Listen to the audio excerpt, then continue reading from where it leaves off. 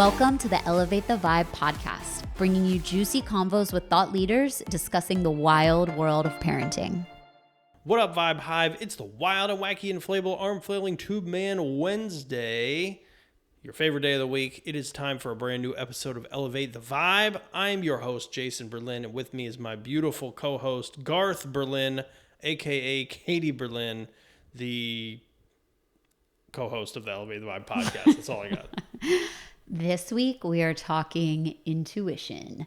You have another solo episode with us. Don't worry, we have guests coming back soon. Thank God. Yeah, you don't just have to listen to us ramble each week. This week, though, we're talking about intuition. Now, as parents, you definitely have this other layer of intuition when it comes to your children. And many times, that it comes in very handy because your kids might be pretty young and not able to communicate their feelings yet to you. I mean, regardless of your age, some people aren't great about communicating their feelings or wants and needs, no matter how old they are. It's true. But there are people who are very in touch with their intuition. And there are some people that feel completely disconnected from their intuition.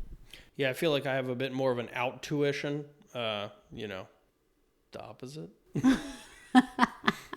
I mean, I benefit from dumb luck in certain circumstances, but I don't have a sixth sense coming, I don't see the dead people. I don't feel like I've got ESPN or any of that, Well, you may actually have better intuition than you realize because you're saying, quote unquote, just being lucky. Sometimes that could be your intuition just coming through and pointing you in the right direction. Then I've been pointed a lot of times. So maybe I have a good intuition then. Yeah, maybe you don't even realize you are just already in the flow. Oh, all right, I'm in the flow. All right, I'm digging it. You're in the flow. So like we said, there are people that feel more connected to it and people that feel disconnected to it. When you're a parent of a young child, sometimes it can feel like it's almost kicking in a little bit more. It's like your motherly instincts or your parental instincts that kind of kick in and need to take over when your child is involved. And that can also be a layer of intuition. It's instinct and intuition. You're reacting quickly. You're not necessarily thinking through every step with your logical brain, but you feel something in your gut and you act on it immediately for your children's benefit. So thinking about yourself just as an individual and not thinking about your children, when you come up against big life decisions, sometimes you hear the phrase let me sleep on it or let me think it over. But many times when something's presented to you immediately, you get that feeling. You immediately know the direction you want to go. So let's say that you're standing in line to buy coffee and someone walks through the door and you just get this feeling. Maybe it's kind of a negative feeling. You don't really know why. Nothing particular happens. They're not acting any certain way, but you just get this gut feeling something about that person is a little bit off. That is your intuition. And a lot of times what happens with your intuition is that your brain and your gut have a connection. I mean, you'll hear this a lot more recently where health practitioners, doctors, scientists are talking about the brain gut connection. And a lot of people think it's it's woo-woo, it's not connected, scientifically. Well, we're learning that that's actually incorrect. There is scientific connection there. There are so many decisions that your brain has to make before you take action. And so much of what we do is not something we think about, like blinking, breathing, swallowing. I mean, these are actions that our body is taking. We're not thinking about it. When your intuition kicks in, your brain is bypassing the thinking catalog that you typically would go through and reason with yourself. And it's almost like truncating many decisions and scenarios that you've seen before. And it gives you that, it's like a gut feeling because your brain and your gut are connected, but it's emotional response. And it's a signal to you something is here. It could be positive, could be negative, but it's like a signal to your body. Your body's signaling something's happening here. So like, for example, let's say, with your children, there's, you're at the playground and you see like a rowdy kid and your intuition's like, you know what, it's just time for us to go. Like, something could happen. The kid might not be doing anything wrong at all, but you're just like, you know what, it's late. We've had our fun here. It's just time to go. And who knows, maybe that kid would have pushed your kid off the slide or something if you would have stayed. But that's the type of stuff that when you get those notifications in your body's signaling to you without your logical brain thinking about it, like, all right, time to make a move here. Yeah, I mean, I was at the park with Sam the other day, and there was this kid who was a little excessive, and he kept throwing the swing kind of violently and like doing these little karate moves. And I was like, I feel like it's time to get going. I don't know what good can happen from Sam seeing this kid doing this. And sure enough, like, the next time we were at the swing set, Sam started doing that same sort of move, and I was like, I had a feeling about that kid. And I think it was a good thing that we left early, because actually we ran into that kid again, and he like ran under Sam while Sam was swinging. And I was like, we just need to stay away from this one kid who, his mom runs this yoga class, and she always lets him just run wild. And it's like, now we don't go to the park Sundays at 10 a.m. because I just have a feeling that, like, this kid's a little wild, and he's a good kid, he's fine. He's just a little overactive, but there's a part of me that knows that it would be in our best interest to kind of just steer away from him for now, Well, and there's this idea that maybe your gut isn't really signaling the right move to you.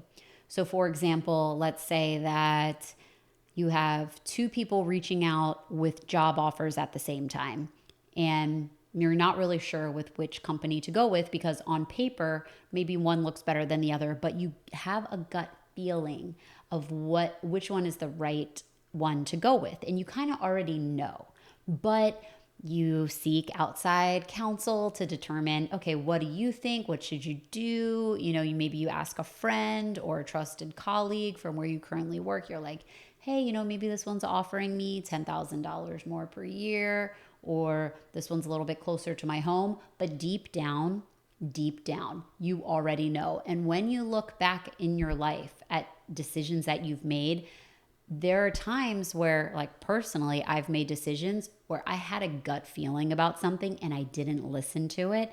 And then I moved forward with a decision logically, and it ended up not working out as I intended. And I'm like, that was my intuition trying to guide me.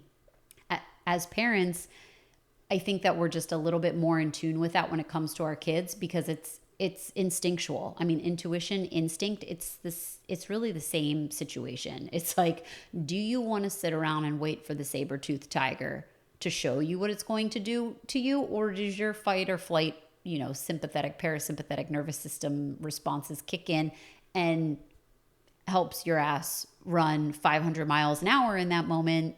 You Usain Bolt your ass out of there. And it's like, okay, my intuition is like, alert, death. I mean, it's instinctual. It'll tell you. And sometimes as parents, you don't have a logical reason for something, but when it comes to the well-being of your children, you're just like, no, this is what I'm doing, and I don't really need to answer to anyone about it. Got to make a decision in the moment, and you got to trust your gut. And there are ways to strengthen your intuition. You can do this with smaller tasks to begin with. Like, okay, I'm just going to give you some like personal anecdotal, situations here. But lately, I've been getting a lot of intuitive dings around just small, minor, like usually it's business related, but I could be reading a sentence about something And I'll notice in the copy, there's, like a couple words that stick out to me that I'm like, that seems odd. But I'm like, you know what, whatever, who cares? Just keep going.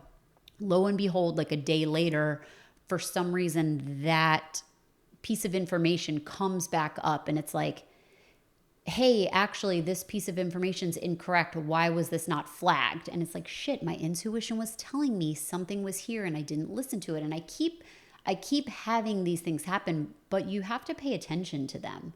It's like, pay attention to these moments. Do you double check something and it's like something about that doesn't seem right? Those are the moments, and pay attention to them and notice when that happens, because that's your intuition. You don't always have to use your logical brain. It's just like, something about this doesn't seem right. And when you think about like many of the great leaders that we have, in our past, like if you think about someone like Michelle Obama or Steve Jobs or Elon Musk, Oprah. I mean, these are people that lead more with heart and intuition for what they're working on than the logical next step. It's like, you don't always find that breakthrough and that acceleration towards your goal if you're constantly second guessing yourself.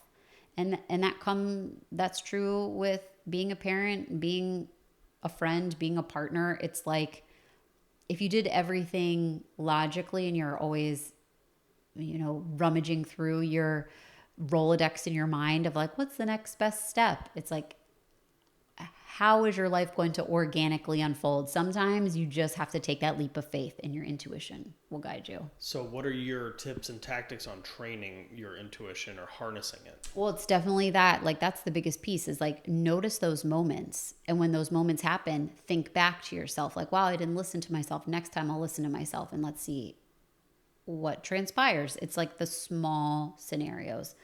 Another piece, I mean, I'm not great about this. We have 2 young kids. We work incessantly. Meditation.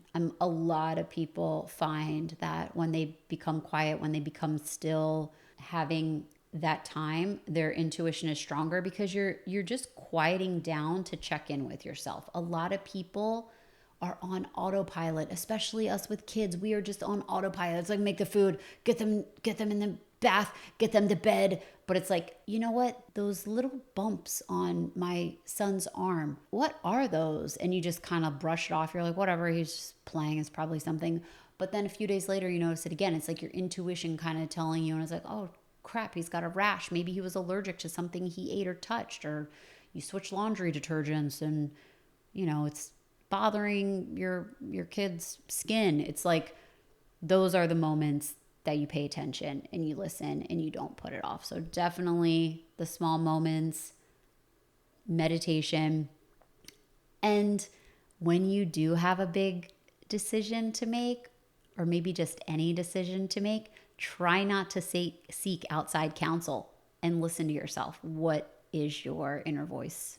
What is your intuition telling you?